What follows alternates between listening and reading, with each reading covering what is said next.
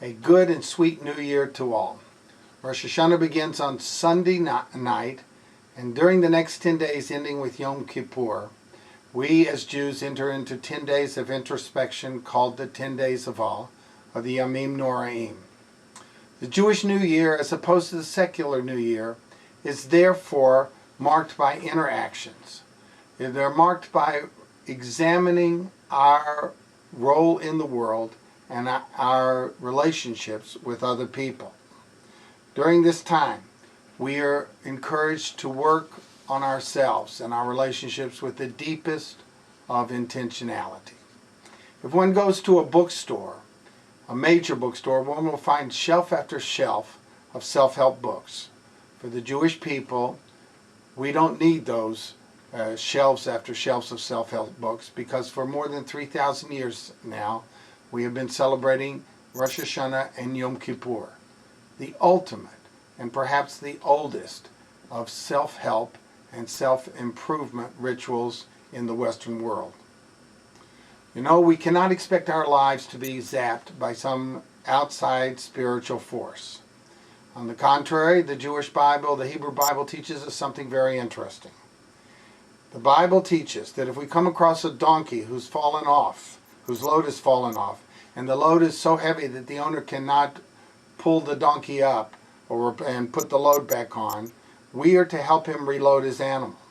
However, if the owner were to say, "Do it for me," we are not obligated to help. We can only do it with him, not for him. Spiritually, the 10 days of awe are the same as far as the Torah is concerned. God cannot improve or correct our lives for us. But if we do the hard spiritual work, God will help us, will meet us halfway, and help us to improve not only our lives, but our relationships with others and with God. One of the most beautiful teachings of our tradition at this time is that the sins and errors that we commit against each other are not forgiven by God until we ask forgiveness from those we have hurt. Therefore, as Jews, we are encouraged to sit down with our loved ones and say, if there's anything I've done, either intentionally or unintentionally, to hurt you, I ask for your forgiveness. I am really interested in hearing you tell me what we can do to improve our relationship.